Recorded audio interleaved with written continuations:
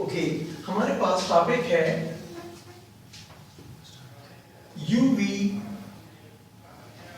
Visible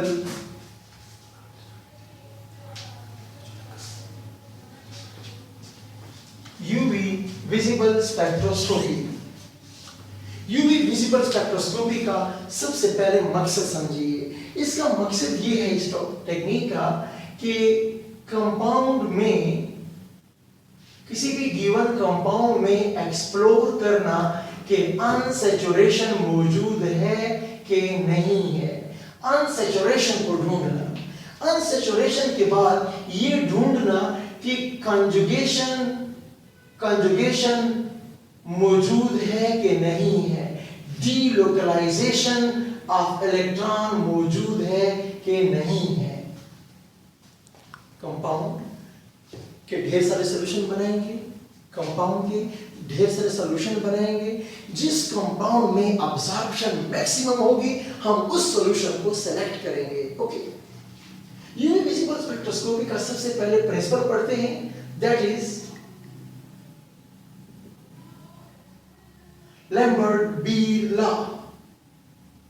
इसको Lambert law भी बोलते हैं, इसको बीर लॉ भी बोलते हैं। लैम्बर्ट-बीर लॉ क्या कहता है? लैम्बर्ट-बीर लॉ के मुताबिक absorbance is equal to epsilon C M.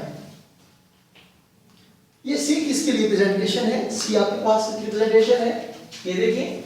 L आपके पास लेंथ ऑफ ट्यूब है इन सेंटीमीटर, प्लीज सेंटीमीटर में लेंथ है। ये सी मेरे पास क्या है? सी मेरे पास कंसंट्रेशन ऑफ सॉल्यूशन है। किस चीज में होता है? मोल पर डीएम क्यूब में होता है। ये एप्सिलॉन है। ओके, इसको ई भी लिखते हैं, एप्सिलॉन भी लिखते हैं। This is stand for absorptivity coefficient, are also known as molar extinction coefficient भी इसको हम कहते रहते हैं। absorptivity coefficient और molar extinction coefficient बोलते हैं। Please, it's very very important for your beta कि इसकी जो वैल्यू होती है ये always depend upon solute. Solute की नेचर के साथ इसकी वैल्यू तब्दील होती रहती है। ओके, एक पॉइंट। दूसरे पॉइंट, इसकी वैल्यू जो होती है अप्लाइड वेवलेंथ पर भी डिपेंड करती है। कौन सी वेवलेंथ आप अप्लाई कर रहे हो एक्सपेरिमेंट में, सॉल्यूशन पे जो आप अप्लाई कर रहे हो वो कौन सी वेवलेंथ है।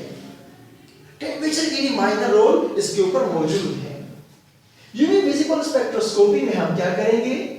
यूवी विजिबल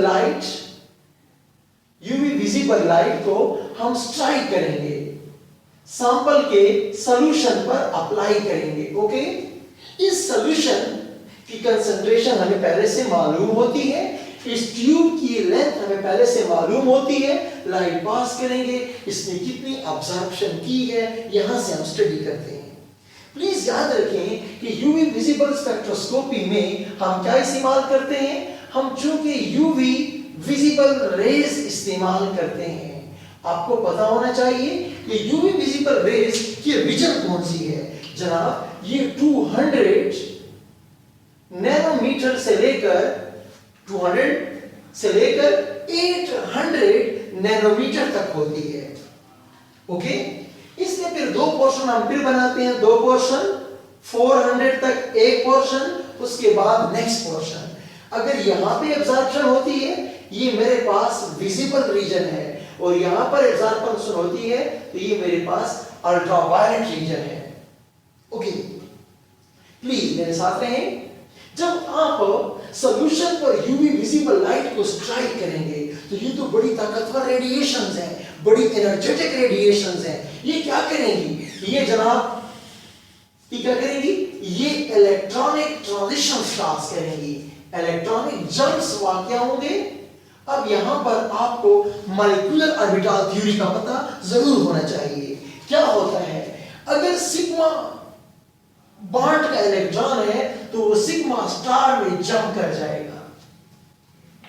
एनर्जी स्ट्राइक की sigma bond, sigma molecular orbital के इलेक्ट्रॉन सिग्मा स्टार में चले जाते हैं। ये सबसे एनर्जेटिक जंप है। दूसरा जंप क्या पॉसिबल है कि पाई बॉन्ड के इलेक्ट्रॉन कहां चले जाएंगे? पाई स्टार में चले जाएंगे। यानी ये आपके पास क्या हुआ? ये आपके पास दूसरा जंप हुआ। ये क्या हुआ? ये आपके पास सबसे खतरनाक जंप, एनर्जेटिक जंप हुआ। Jump number 1, jump number 2। अगर आपके सिस्टम में हेटेरो एटम हुआ, कोई लोन पेयर हुआ, ऑक्सीजन सल्फर हुआ, तो फिर क्या होगा? फिर लोन पेयर जो होते हैं वो आजाद हैं। वो पाई स्टार के अंदर भी जंप लगा सकते हैं, वो सिग्मा स्टार के अंदर भी जंप लगा सकते हैं। तो अभी आप बड़ी आसानी से देख सकते हैं कि हमारे पास 4 बड़े बड़े इलेक्ट्रॉनिक जंप वाकया होते हैं एक मॉलिक्यूल के ऊपर जब मैं यूवी विजिबल रेडिएशन को स्ट्राइक करता हूं। अब मेरे कंपाउंड की किस्मत कि मेरी कंपाउंड में है क्या चीज? अगर सिग्मा बॉन्ड होगा तो सिग्मा बॉन्ड का जंप आया जाएगा और मुझे उसकी वैल्यू का पता चल जाएगा, मुझे मालूम हो जाएगा। ओके, सिमिलरली पाई से पाई स्टार लोन पेयर मौजूद है तो इसका जंप, यानी अगर मैं आपको कुछ एग्जाम्पलीफाई कर दूं कि मेरे पास सैंपल क्या था? अल्कोहल का सैंपल था, तो इसमें 2 जंप पॉसिबल है। सिग्मा से सिग्मा स्टार का जंप होगा और लोन पेयर से सिग्मा स्टार का जंप पाया जाएगा। अगर मेरे पास अल्कीन है, कार्बन कार्बन डबल बॉन्ड है, तो मेरे पास सिग्मा से सिग्मा स्टार का जंप पाया जाएगा, मेरे पास पाई से पाई स्टार का जंप पाया जाएगा। अगर मेरे पास ये वाला कार्बोनिल कंपाउंड है, कौन सा है? कार्बोनिल कंपाउंड है, साथ में कंजुगेशन भी मौजूद है, तो इसमें तो ये सारे के सारे चारों के चारों जंप इसके अंदर पाए जाते हैं।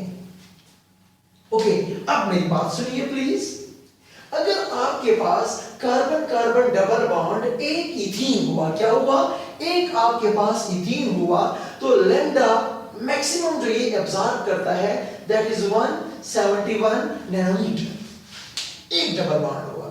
अगर मेरे पास ऐसा हुआ कि एक डबल बॉन्ड इधर है, फिर एक डबल बॉन्ड इधर है, 2 डबल बॉन्ड है, लेकिन कहां पे है?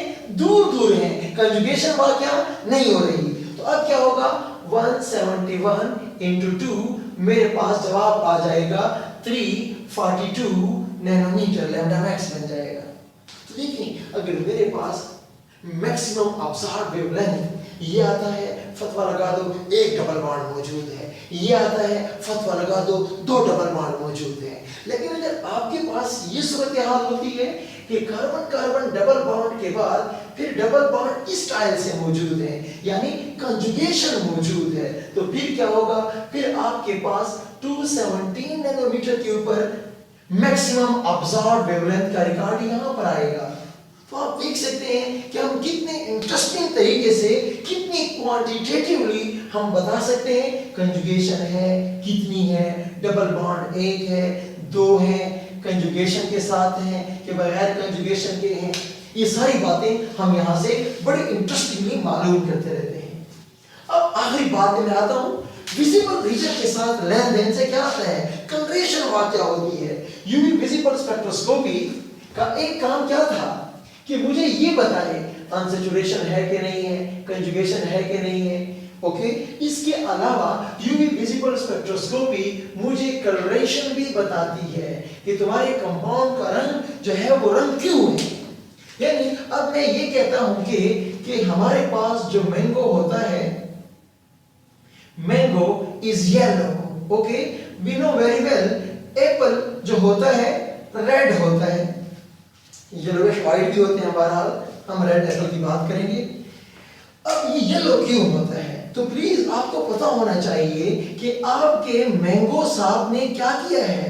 इस मैंगो साहब ने सारी ब्लू रेडिएशंस को उसने विजिबल रीजन में ऑब्जर्व किया है, ब्लू रेडिएशंस को ऑब्जर्व किया है, फिर क्या किया है? रिमेनिंग रेडिएशंस को उसने एमिट कर दिया है। वो रिमेनिंग रेडिएशंस कंप्लीमेंट होकर it gives you yellow colouration.